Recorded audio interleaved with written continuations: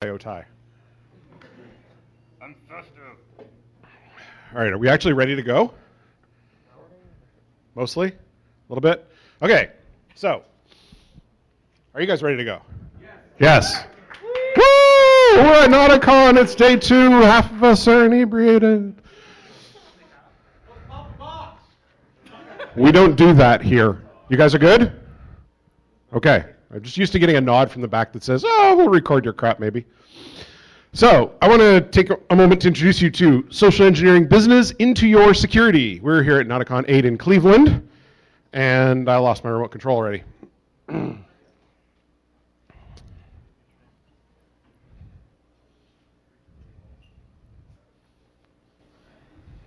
We are here to talk a little bit about social engineering security into your business. We get trapped in a car and talked for about 8 hours and realized we had a whole lot to say about things we think people aren't doing right in information security in the way they approach the rest of the business.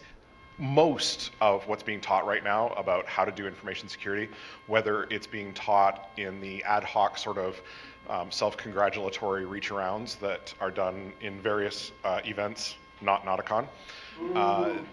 There's the religion problem, which I'm sure you've all heard about from me before. There's the new, you have to have a post-university, postgraduate degree in something in order to understand how to do information security well. It's pretty much all wrong. Why do I care about this problem? What's going to happen if we don't? I don't really understand. Someone could like put in the JavaScript and say alert hi. Everything. Oh, okay. So we're in security. We understand how this stuff works. If you guys don't know how to do it, I can talk to your management and we can get this stuff addressed. Like I said, this is really simple to fix. We can probably just fix it for you if you guys aren't really sure how to do that. How do you want to handle this? This is really important that you guys get this fixed today. Also, by the way, I know you guys are working on a bunch of other stuff to get this stuff out to release, but yeah, we've got a 14-day SLA on any kind of change to code. We can't fix this today. But it's critical. I was RSA a few weeks ago. Okay. And there were these new products I was seeing down the. I've been thinking we needed for a while these application vulnerability scanners that look at all the apps that roll into production, make sure we don't have anything really critical, any cross-site scripting or SQL injection or cross-site request forgery, anything that we're putting out there. And I want to talk to you about what can we do about getting some funds to buy some of these products, and maybe getting a couple of guys to run these on any of our code we're putting out into production. You come up with complicated shit for no good reason. Hey, so there's this new security policy, and it's HR policy 8.94, and it just got ratified by the board of directors, and so now you need to change your passwords at a 90-day interval. Network I have to log into, and Right, that's right. And I have to have a different password for everyone. Well, And you it- don't want to be insecure. And do we still have to have 16 character minimum for those? Well, or? actually, it got changed. It's now 18, and you Okay. have to have alphanumeric, special characters. You have to have mixed case, but you can't have more than 3 letters that are of the same case. And the password history will be 24, unless it's an administrator account, in which case it's 60. And you're not allowed to prepend or suffix or prefix with things. So like if your password, even though this is really weak, if it were password 1, the next time you couldn't do password 2. I guess I'm just going to need to buy bigger Post-it notes then.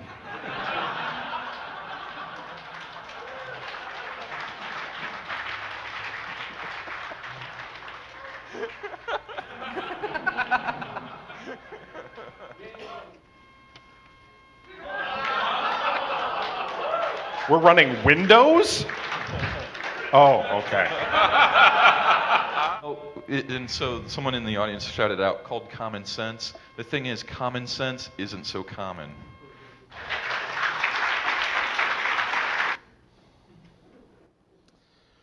So seriously, folks, we've all got jobs and we'd like to keep them. We say and do goofy things because nothing says information security like performance art. And please understand that this is entirely in fun and be smart. This year we have a reduced cast compared to what we thought we were going to have. We have Tom Eston. Woo! Chris Clymer. Brandon Knight. Matthew Neely. Everybody knows me. I talk too damn much. And we've got some professional bodies over there. That's Minnie Jackie A and Minnie Mercurial. I want to point out that my daughter, who is, of course, she's my daughter, so she's brilliant, figured out that SANS and NASA have a lot in common. Not just that they do everything in Florida, but that they're also from outer space. Scenario 1, the blinky lights are blinding. So, yes, exactly. The blinky lights are all over this place. I just turned mine off because they were annoying me. The real problem in InfoSec is that we cannot describe why one set of blinky lights is better than any other set of blinky lights, or why our blinky lights seem to get dimmer according to what marketing people tell us. In this one, we're going to look at the business side of doing security. So last year we talked a whole lot about how we could social engineer security into the business. This time we're talking about how we can social engineer some business into the security so that we're not doing these things just because we want to, we're doing them for good reasons. We might even use business language. Indeed. This time around, we've got 3 people playing parts. We have Chris playing the part of the manager of information security who has a information security related job he needs to get done. We have Tom playing the part of the project manager who just wants to get his project finished. And we have Matt playing the part of the enlightened CIO CTO. This is how you do it wrong.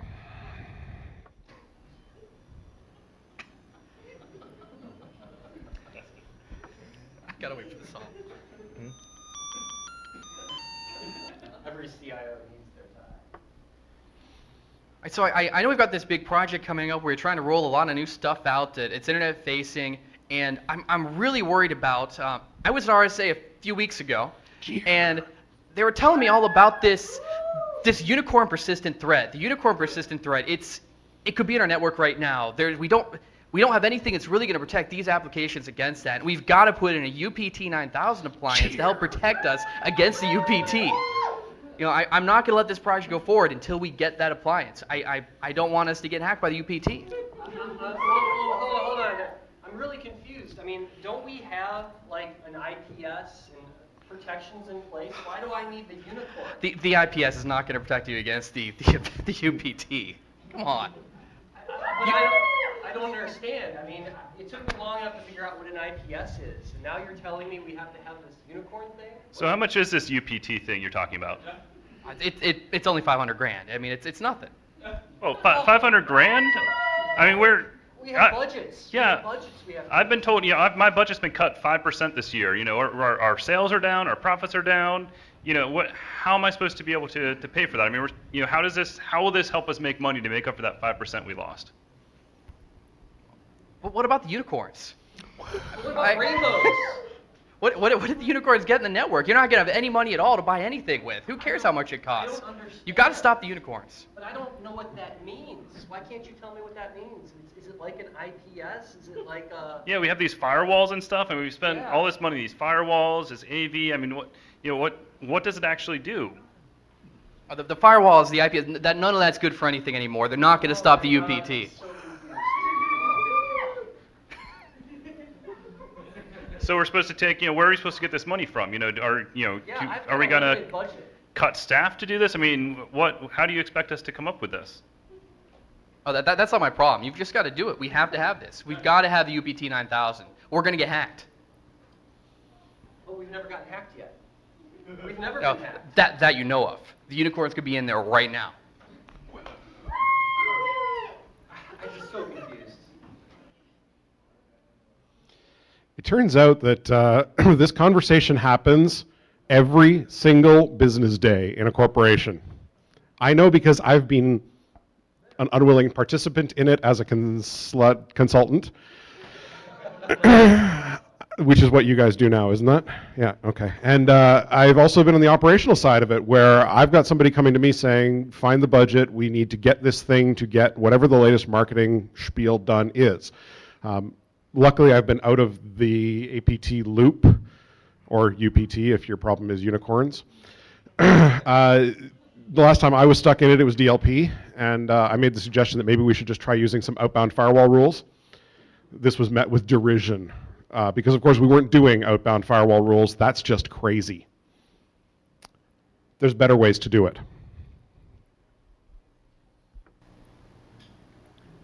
So I know we've been working on this project to put these new applications out there that are internet facing, and there's a lot we've been doing to tune the IPS to protect these and put in a web application firewall.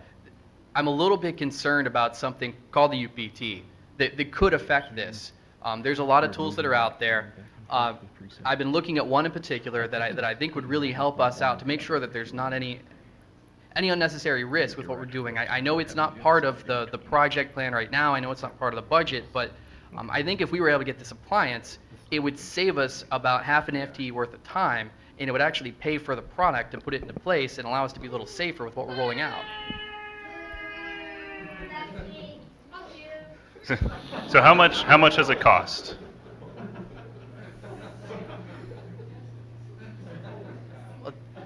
It's going to cost us $100,000 for there's a more expensive version of it. I think the UPT 3000 probably would be better than not having anything at all, like what we have now. And so for about that, and with the cost savings from the freed up employee time, I really think it's going to pay for itself. And we have a more expensive option, but I think this will actually be a more cost effective way to go about it. Now we have these firewalls, antivirus, all this other stuff we put in place. Is there anything there that can be removed, or how does that fit into that? Those are all great things. They're doing a lot for us today. They're protecting against specific things, but these unicorns, they have very advanced ways of attacking that the controls we have today aren't always going to keep them out. So what we have is great for a lot of the stuff we're used to dealing with, but this is something new. We need to have something a little more advanced to really try to tackle it. So yeah, the firewalls need to be there. Yeah, there's probably a little bit we can do with tuning those and freeing up some employee time. Maybe they can spend a little bit more on that. Maybe some of that employee time could be spent working a little bit more with the business to with the requirement stage in some of your projects, so you're able to save time on more of them.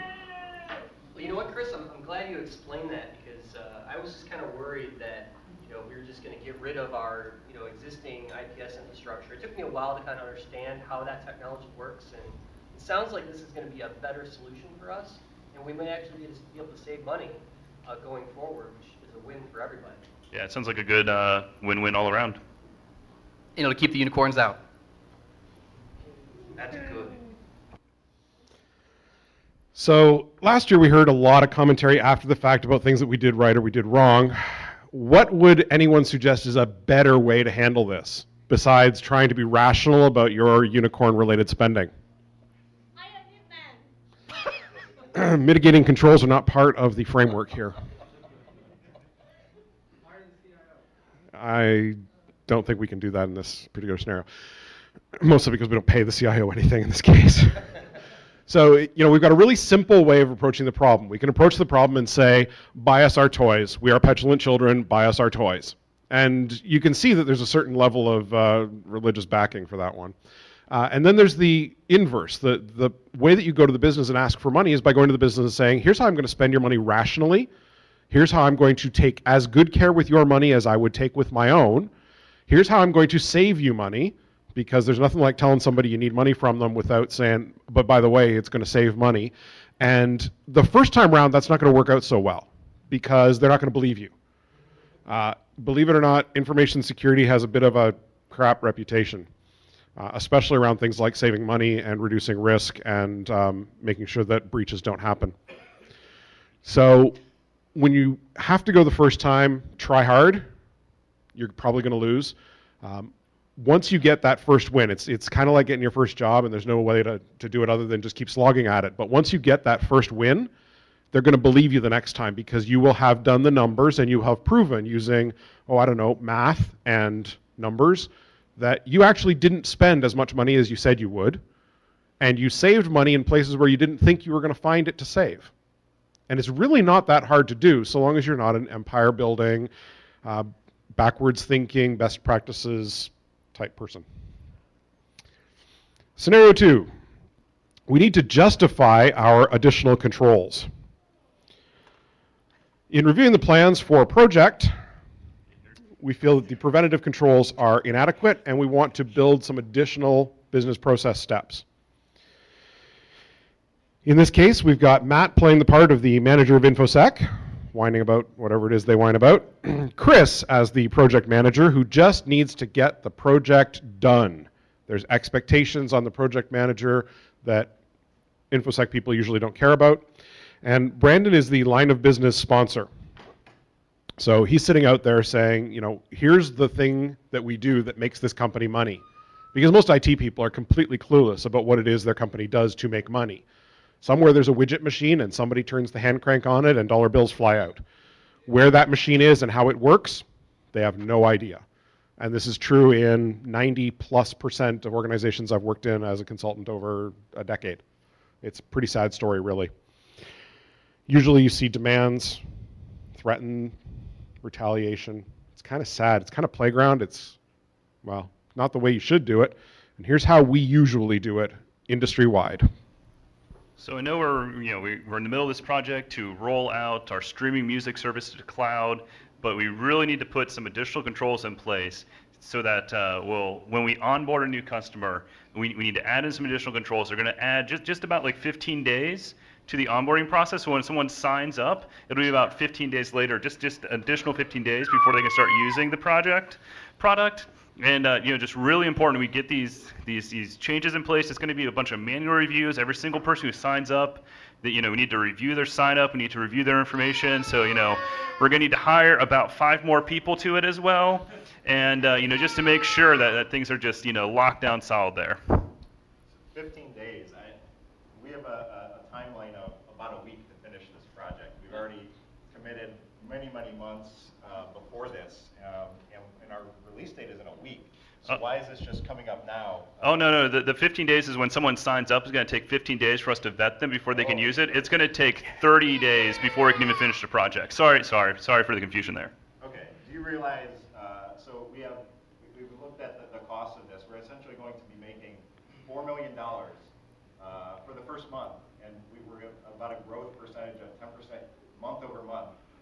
Do you realize how much money that's going to set us back by having to do this? What's the cost of all these additional controls as well? And the better question is, whose budget is that coming out of? We have not budgeted for any of that. Yeah, none of this was included in the requirements phase. I mean, you've been part of this project all along. You didn't mention this at the beginning. This is a whole lot of expense here into the project at the end. Does this really have to be done?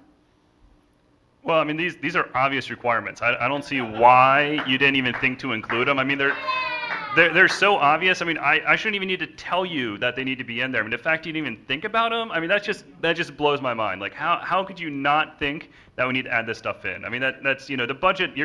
It should be in the project budget. I mean, how could you not think to include that? Chris, help me. Haven't you engaged their groups since the beginning of this project? Has this come up before? No, this has never come up. I mean, we have a project plan, and this isn't one of the things that are on it. I'm just trying to make sure we follow it and get everything done. This isn't something we said we needed to do. This is going to put us, the project's going to be a lot later. It's going to be a lot more expensive. I mean, I don't have money to pay for that in my project budget. And why are we doing this again? You better find the money. I mean, these are obvious things. How you cannot think to put them in there, I just don't understand how you can even think to put them in there. These are obvious things. It needs to be done. I mean, I'm just not going to approve it. If these aren't in, I'm just not going to approve it. So you need to find some place to pay for it, because if not, it's not going to go in. We just won't need to offer this service because it's too much risk. I mean, do you want to get hacked? I mean, do you want to get hacked? You know there are people out there that try to attack us. There are bad guys online which try to attack us, and I'm just trying to protect us from them. Can we do a cloud service outside and not involve him? Whoa, dear God, what are you talking about? No. We are in private beta with this already, so we do have people using this. What? So are we going to have to go to them and tell them we're delivering? Oh yeah, no, we're going to need to cut off their access, put it through the 15-day vetting process, and then 15 days later they can start using the service. I mean, that's got to be like that's got to be the process you have to go through. That's not going to work for us. We're just going to push this through. No, no, I'm not going to approve it. I just won't approve it. If you guys don't put these controls in place, then I'm not going to approve it. And I mean, you're just going to have to find some way to get them in place. I have final approval. The cloud stuffs. Well, you know what? Then if you do that, well, we're going to have a discussion with HR about inappropriate, not following procedures. Security policy number 4.3.5627 clearly says all projects have to be approved by information security. So if you want to bypass that, then that's your own risk there, and it's your own job you're gambling with. But I'm not going to approve this unless we get all these controls in place. I think if we just went straight to the cloud, we could have this thing done on time. The cloud is dangerous. It's dangerous. Why don't you guys see that? There are hackers in the cloud. You go to the cloud. There are hackers in the clouds, and it's just there are unicorns. Do you realize how many unicorns there are that are in the cloud? There is a recent SANS survey of cloud providers, and they found that 4 out of 5 cloud providers were infested with unicorns. There were no unicorns in the scope of this project. Look, have you ever seen what a unicorn can do to a bit? Once it gets inside, what it can do to a business? I mean, it's just it will be on the front page of all the newspapers. I mean, look at all the stuff that's occurred. Do you want to be on the front page of the New York Times as the latest unicorn attack victim? No. There are better ways to do this, but this is how the conversations go. They're not using unicorns, obviously, but it's the same problem every day. There are better ways to approach this. Sane ways that include facts and not whatever weird fantasies people have about advanced persistent unicorn threats. Here's a better way. So we know we have this project coming up where we're going to be moving our streaming music service to the cloud. Yeah. And there's some privacy regulations that are coming down that are going to impact us. Not right now, but in 2012 they're due to go in place. So what we need to do is come up with a plan so that over the next year or so we can start to gradually move in the controls needed to meet those requirements. Because if we aren't compliant with it, it could be up to $100,000 per violation.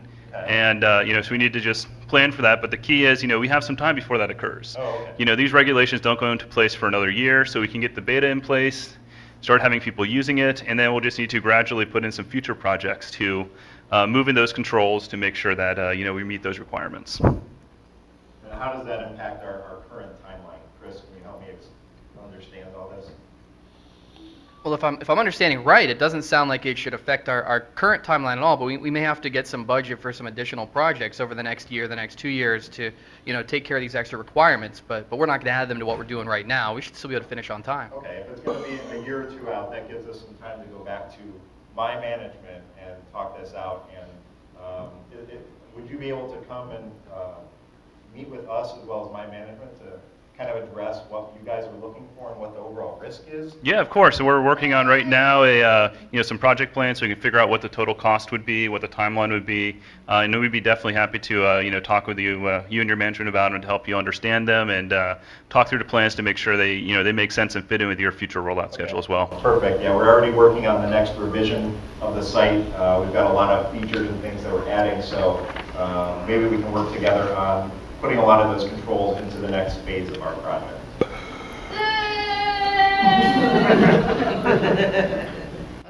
Sounds great to me. I think we're all on the same page here. Yeah, absolutely. It doesn't take much to go from something that ends in a screaming fight, which happens way too often.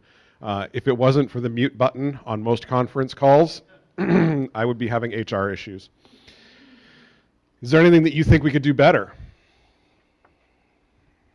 How many people think that it's a very limited amount of time until most information security departments start scanning corporate MasterCard or Visa cards for purchases that have AMZ or Rackspace or other cloud providers on it, and start going after those individuals with a policy that's not yet written that says you don't get to externalize without me? Anybody in an organization that's doing this already? For reals.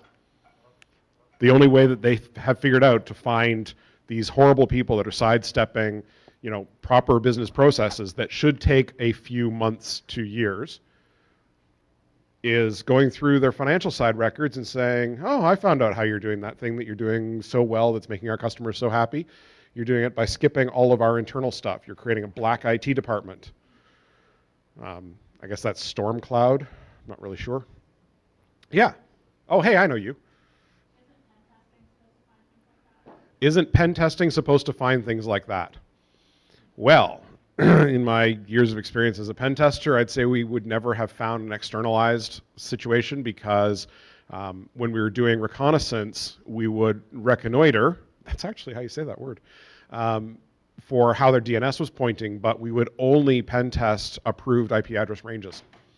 And I think much in the same way that I would be rather loath to pen test against an IP address range that looked like it was .mil, even if it was on the list of IP addresses I should check. I'm not going to attempt to pen test against Rackspace or Amazon until I know for sure that I've got permission, and the engagement letter is not going to come just from the customer. There's going to be an engagement letter from them as well, from the cloud provider, that says that the right to audit is being invoked and that I'm being permitted auditing permission on that. It's not a simple problem. It's a problem that I think Nickerson is going to have a good look at in the P-test stuff. I really hope that he does, because it's the weird combination that we're having right now between the odd multi-NATs.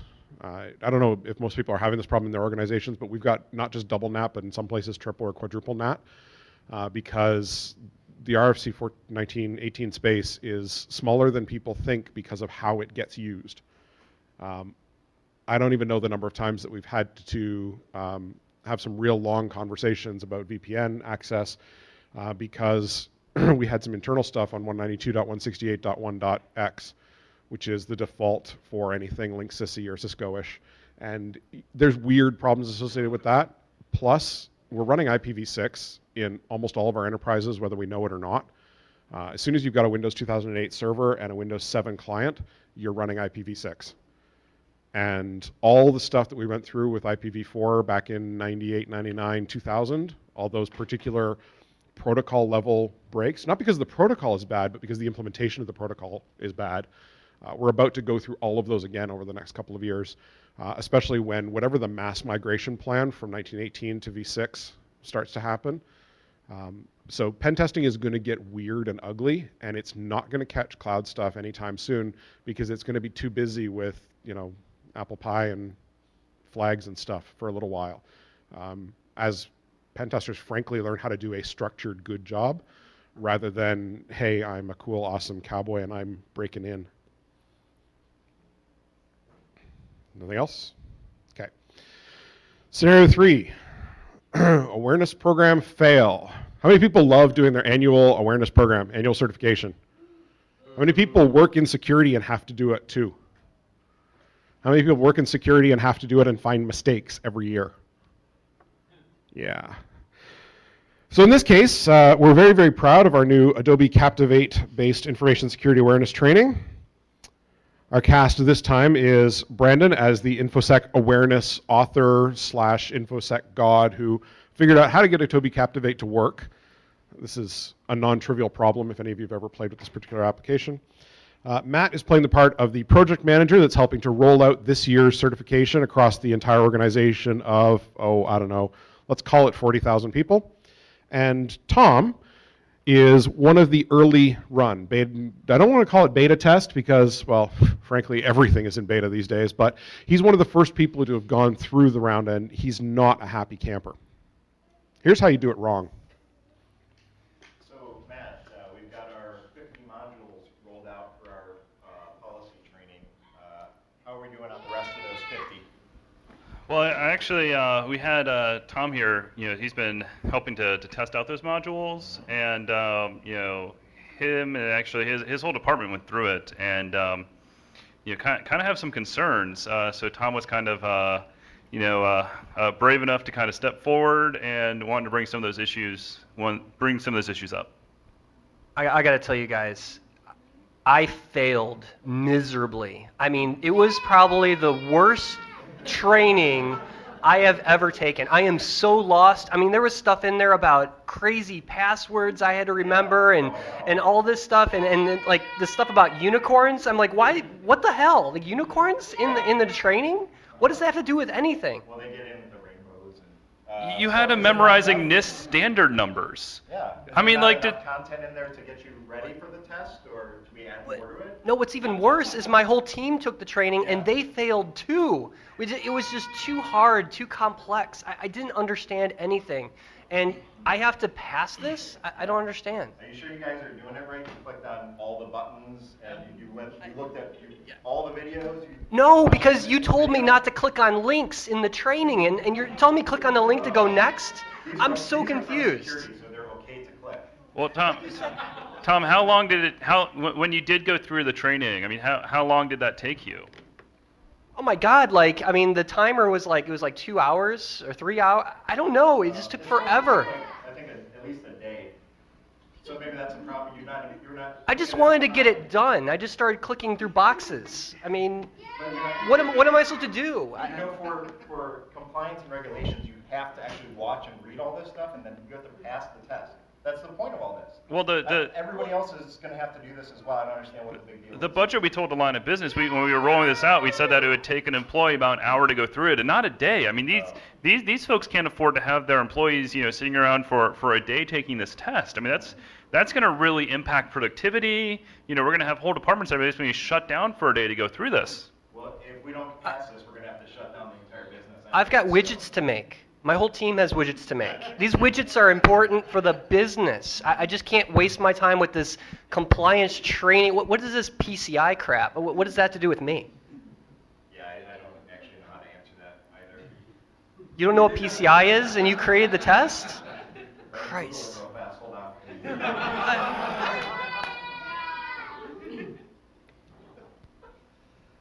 So, I mean, we need to find some way to trim this down. I mean, also, it took the folks coding this. I mean, the Adobe resources are expensive. It took them forever to code it, and they still have a ton of other modules to go. The stuff that Tom's gone through, took him a number of hours. The whole thing's only supposed to take an hour to go through, and still, when he went through it, I mean, Tom's a smart guy here, and his whole department is, and the fact that they got through it and just failed it miserably. I mean, there's something wrong here that we need to go back and adjust.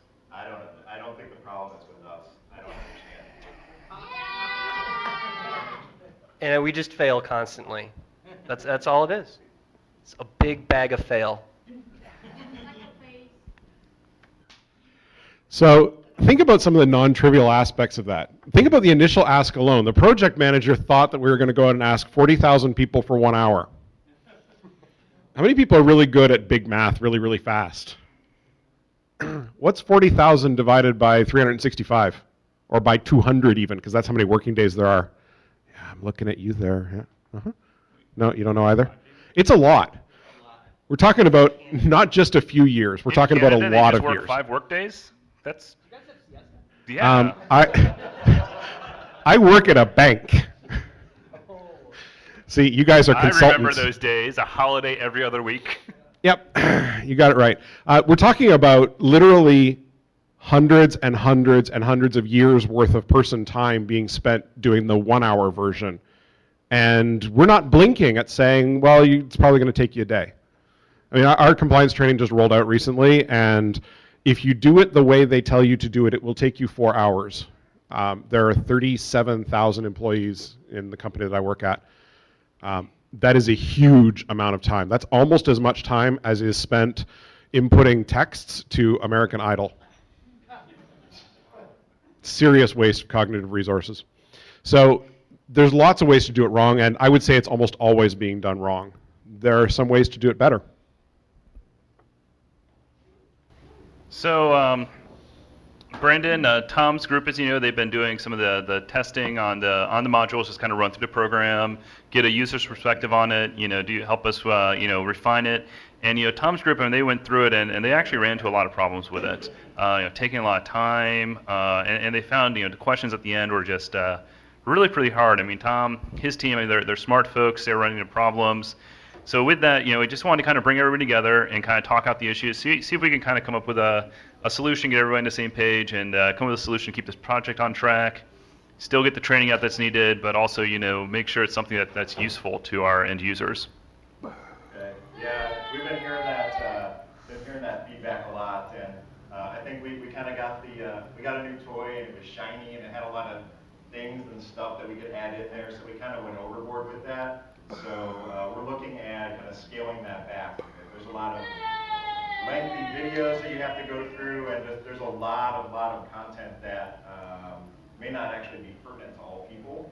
So we've taken that feedback, and what we're doing right now is we're actually looking at scaling back the amount of content that we're putting in front of people, so that it really is the key elements that we need to cover for all employees, and that should take ideally 15 to 20 minutes to get through.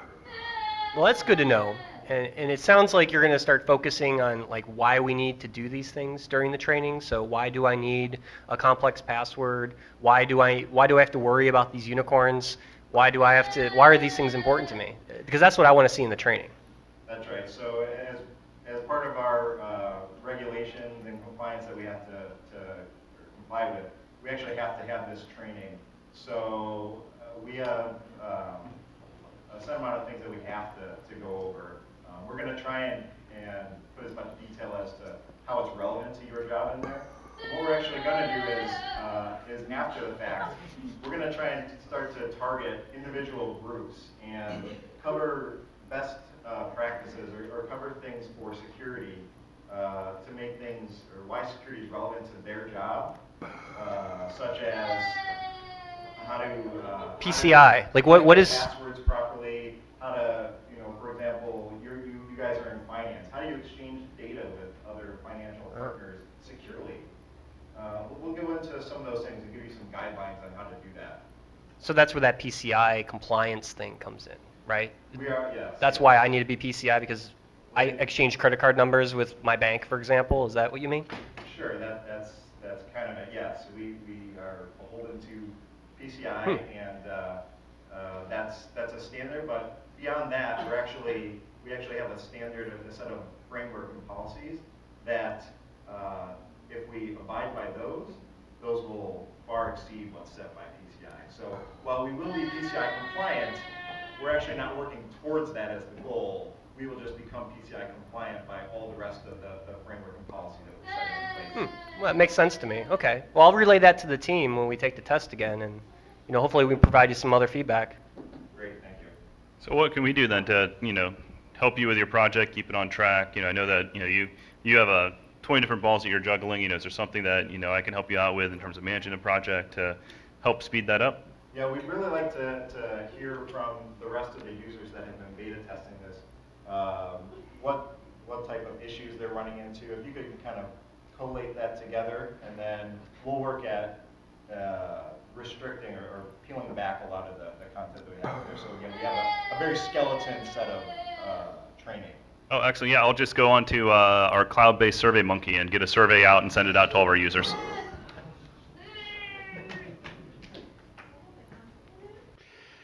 It's kind of sad but true how simple that could do. Since the audience is now waving their hands madly, go. So, if every single one of us in the room left here today with the philosophy of that we can take back to our workplace, and we're lucky enough to be one person in that room, and maybe be able to convince a friend of ours who's the second person in that room, what do we do on the third? Because you're talking about a paradigm shift. Okay, so repeating the question so that everybody can hear it. Hey, great, we're all convinced. We're going to go back to our organizations and try to convince them. Maybe we can convince one other person. How do we convince the next person? Without launching into song, if you can find two people to believe in you, deep enough and strong enough, believe in you. Yeah, the Muppets really lead you to everything. They teach you how to cooperate. They teach you how to make somebody believe in you. It sounds stupid. It really does. And you're probably shaking your head. You are actually shaking your head. It's really, really easy to get people on your side if you come at it from the standpoint of humility and from the standpoint of trying to do your best and knowing that you're falling flat on your face every damn day. Yeah, if you have two people that are setting the tone and attitude for the meeting, it's going to influence other people in there. And kind of, I mean, one thing is if, you're meeting, if it turns into a shouting match, if you're the one who's not shouting, you're only keeping calm, you feel like a real ass if you're the guy who's shouting at somebody that's staying perfectly calm. And, that person's going to instantly, relax. And it's just a matter of, putting forward the proper, appearance and attitude. And if you have two people that are doing that, the third person in the room is probably going to fall into that pattern just because of the way we interact socially. I mean, similarly, if you have two people in that meeting which are, yelling, screaming, and stuff like that, then the other person is just going to start doing that as well to match that behavior. So self-deprecation goes a long way. Being able to make fun of yourself, being able to say, yeah, you know what, we've been screwing that one up for years. That AV thing, what a joke. It's easy to do that if you're the kind of person who can look at yourself and giggle a little bit. Most people take themselves far too seriously. They're deeply invested in their golf shirts. One of my most prized possessions actually is one of my Sands golf shirts. I asked for an XL and I got this thing that would fit a refrigerator. I think they call that right sizing. Your non-golf shirt? Well, I don't actually golf, so That's why it's a Sands golf shirt? I got it in Orlando. Isn't that where everybody gets their Sands stuff? The problem really comes down to one of deep and abiding fail. We are doing InfoSec wrong every single day, and it's time we started doing InfoSec right. It really is time. So if anybody remembers ShmooCon, I remember parts of ShmooCon. One of the big discussions that happened at ShmooCon this year was Nickerson and his penetration testing standards. Standard ways of doing the work, standard ways of writing about the work. I am proposing to this small group to begin with, but I'm going to get loud and angry about this really soon now when I have some spare time. Yeah, you have no idea. We need people to contribute to doing InfoSec right. Doing InfoSec right is not about penetration testing. It's not about the kind of things that the religions are all about. It's the kind of operational security management stuff that gets us from zero to looking reasonably decent on a regular basis. I'm not aiming for perfection. I'm just aiming for doing some things in a sane kind of way and doing it with a business focus rather than a self-serving focus. I've been ranting for a few years about the religions. I'm a member of one of them, admittedly. The religions exist for one reason and one reason only, and it has nothing at all to do with security. They exist for the next new member. Period. All they care about is that you pay your certification fees. How much is the ISC squared or ISACA getting off of the CRISC grandfathering? It was recent. Up to like how many million? Yeah, it was recently estimated by what's that guy's name? Alex Sutton. Alex Sutton. Yeah, that's him. In my head, he's got a placeholder: loud, angry, risk, jerkwad. Sorry, Alex. The amount of money from this grandfathering program, I don't know if you guys know about this one, but the C-risk grandfathering, which means that merely by filling out a form, a resume, and adding a resume and adding a check for $500, you can be declared an expert in information risk. That's pretty awesome. They have over 4,000 grandfathering applicants, and they extended the deadline. Because it turns out that people send them checks for $500, and what they do is they send you back a piece of paper that says you're an expert in risk, and they're making millions and millions of dollars this way. Your mic doesn't work. It's up to $2 million that they've made out of that. You turned it off. Think about little things like ISC squared and their inability to provide you with a list of who is actually a CISSP. Do you know why? For privacy reasons, you can have yourself removed from the list of the members. So if you're hiring somebody and they say they've got a CISSP, there is no way to validate if that's true, if it's current, or if they are under investigation. Who are they servicing? If you have a CISSP, you should be feeling that service right now. Yeah, and SANS, honestly, they are primed right now to exceed 75 designations. By the time you take into account all the letter and color of metal combinations, it's insane. I will not argue. They teach more than the other groups do, frankly, because at least they have a program of teaching. They have a program of teaching that delivers in a lot of, yeah, I know you're smiling, in a lot of different ways. But you know what? They're doing better at the teaching part than anyone else is, even though I think going to Alan Paller University is not appealing. Yeah. Not about SANS. So I agree that the religions, the acronyms, and all that crap sucks. Mm-hmm. But when we approach the business, how do we differentiate? And I'm not saying that it's does. Okay, so Differentiates that ourselves the religions suck. When we approach the business, how do we differentiate that we know what we're doing? from the God. Okay. You had to bring that guy up, didn't you? Yeah, the world's #1 hacker, who recently had yet another court case tossed on its head. How do we do something about those people? Well, I think we approach it like any other industry does. We are not doing industry self-regulation. That's acceptable. Doctors do it, engineers do it, teachers do it. They say, here's the minimum bar, and here's what the specialties look like. And this is what the membership organizations are trying to do with some amount of legitimacy. There are some serious holes in their plan. I mean, if you can boot camp yourself into it and only have to pass the test once, and the way that you keep up your currency is by reading the magazine and writing a test. That's ISACA, by the way. And the currency requirements are so low, it's 120 hours over the course of 3 years. I'm at something like 450 or 500 hours a year, and I get regularly audited as a result because I'm putting way too much effort into my education, according to them. How do we do something about it? I think the beginnings are starting to happen. Finally, we've reached the maturity. I'm going to sort of put my virtual arm around Chris Nickerson and say, someone's grown up. I'm just as bad, frankly. I love being a bit of a crazy kid. We're finally at the point now where we're growing up and we're saying, if we plan to have any legitimacy going forward, if we plan to fix the problems, we've got to start doing it right. And then we've got to find the way to self-organize and do things well and do things right. And we've seen it happen with some industry organizations, like, you know, IEEE tries pretty hard, but we need something that looks a lot more like the professional institutes that are part of teaching and part of engineering and part of accounting and part of law. The bar. We need something like that. And part of that honestly means that we need to accept that the field is so broad, there cannot be an information security specialization because there isn't one. I mean, I'm an information security generalist. Every day I have to know everything from ZOS down to iOS, both kinds. And oh, sorry, that's ZOS. You're right. For us, it's ZOUS. The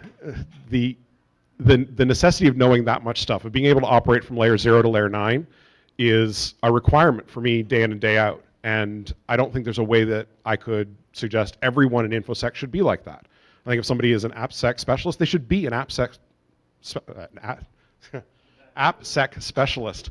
There are good reasons for subdivisions. I mean, you don't go to the doctor and expect every doctor to be a pediatrician and a gynecologist and an internist and a general surgeon and a neurosurgeon. There's a lot of specialization in there. But I think there's a general, you know enough about how IT works that you can be part of our club. And I think there's specializations there. And I think that's part of the SANS model that I like. Because, you know, from each of the religions, we can take something good. You know, the CISSP is a pretty good broad education in security. The CISA is a good broad education in IT and bridging between IT and audit.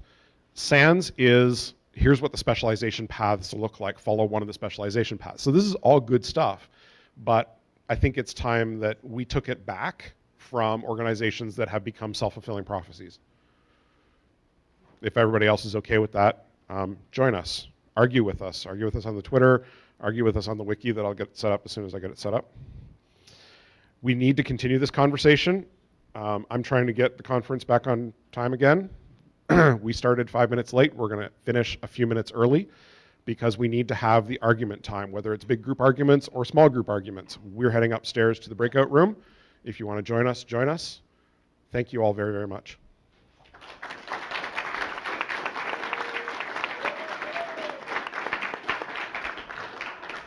Similarly, as Kirill brought up, if there are any folks here that would like to volunteer time to help set up that site and run it, great thing for people who are just getting into the industry, looking to give back, have a bit more free time than us. We would love to have